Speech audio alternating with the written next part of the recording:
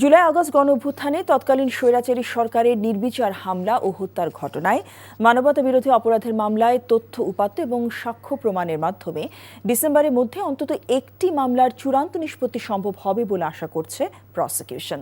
তবে দিনক্ষণ বেঁধে দিয়ে ন্যায় বিচার সম্ভব নয়, ফলে আইনি প্রক্রিয়ার মধ্যেই এগিয়ে যাওয়ার প্রত্যাশা তাদের। আগামী কয়েকদিনের মধ্যে আরও কয়েকটি মামলার তদন্ত প্রতিবেদন হাতে পাওয়া যাবে বলেও জানিয়েছে রাষ্ট্রপক্ষ। রিপোর্ট করছেন হাসান জাভেদ। জুলাই আগস্ট ছাত্র জনতার গণ আন্দোলনে গুলি করে নির্বিচারে হত্যা চালানো হয়। এতে ১.৫ সহস্রাধিক মানুষ হত্যার শিকার হন, আহত হয় কয়েক হাজার। যেদিন ক্ষমতাচ্যুত প্রধানমন্ত্রী শেখ হাসিনা দেশ থেকে পালিয়ে যেতে বাধ্য হন, সেই ৫ই আগস্টেও বর্বরোচিত হত্যা চালানো হয়।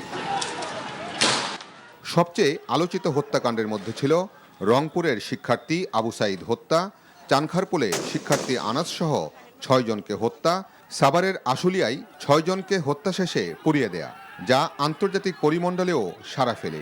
এসব ঘটনায় ইতোমধ্যে আন্তর্জাতিক অপরাধ ট্রাইব্যুনাল মানবতাবিরোধী অপরাধের অভিযোগ আমলে নিয়েছে। শেখ হাসিনা, আসাদুজ্জামান খান কামাল ও চৌধুরী আবদুল্লাহ আল মামুনের বিরুদ্ধে অভিযোগ গঠনের শুনানি চলমান রয়েছে। আর চানখারপুলের ঘটনায় ১৪ই জুলাই অভিযোগ গঠন বিষয়ে আদেশের জন্য দিন ধার্য আছে। আইনের প্রত্যেকটি স্টেপ এক একটি ধারায় বর্ণনা করা আছে যে প্রত্যেকটি ধাপের পরে কি করতে হবে। এর একটি ধারা মিস করব, ডিফেন্স এসে ওই সুযোগটা নিয়ে নেবে, বলবে একটি ধারা এক্সজস্ট করা হয় নাই, অতএব তারা এই আইনের যে ফাঁক বলি আমরা, ওখান থেকে তারা বের হয়ে যাবে। সেজন্য আমরা সময় নিয়েছি।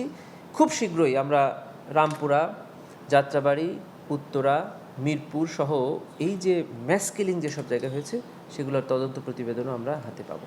এবং আমরা আশা করছি এই জুলাই মাসের একদম শেষ ২-১ দিনে, অথবা যদি হলিডে না থাকে তাহলে অগস্ট মাসের ২-৩ তারিখের মধ্যেই শেখ হাসিনার মামলা সাক্ষ্য গ্রহণও শুরু হয়ে যাবে বলে আমরা মনে করছি।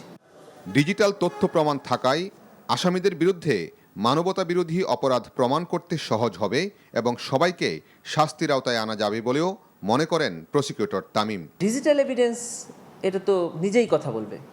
প্রকাশ্যে দেখছে সুজন গুলি করছে এবং গুলি করলো, তার সামনে ছেলেটা মারা গেল। প্রকাশ্যে দেখা যাচ্ছে আমির হোসেন গুলি করলো, আবু সাঈদ মারা গেল।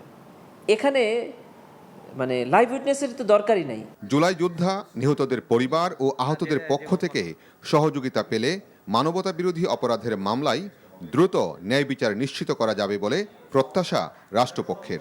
এই জুলাই গণঅভ্যুত্থানে যারা প্রথম সারিতে ছিল, যারা অনেক স্যাক্রিফাইস করেছে, এটা এক ধরনের স্যাক্রিফাইস। বিচারের জন্য যখন আমরা তাদের কাছে গেছি, এদের মধ্যে প্রথম সারির অনেকেই ট্রাইব্যুনালে দাঁড়িয়ে সাক্ষ্য দিতে অনীহা প্রকাশ করেছে।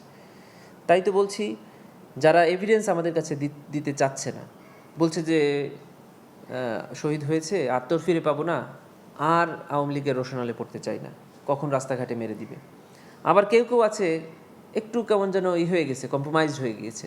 এরকম অসংখ্য উদাহরণ আছে, যার কারণে আমাদের এভিডেন্স অনেকটাই মানে এর চেয়েও আরও কম সময়ে আমরা এই বিচারটাকে আরও এগিয়ে নিয়ে যেতে পারতাম। ইতোমধ্যে শেখ হাসিনা সহ ২ জনকে আদালত অবমাননার দায়ে শাস্তি দিয়েছে আন্তর্জাতিক অপরাধ ট্রাইব্যুনাল।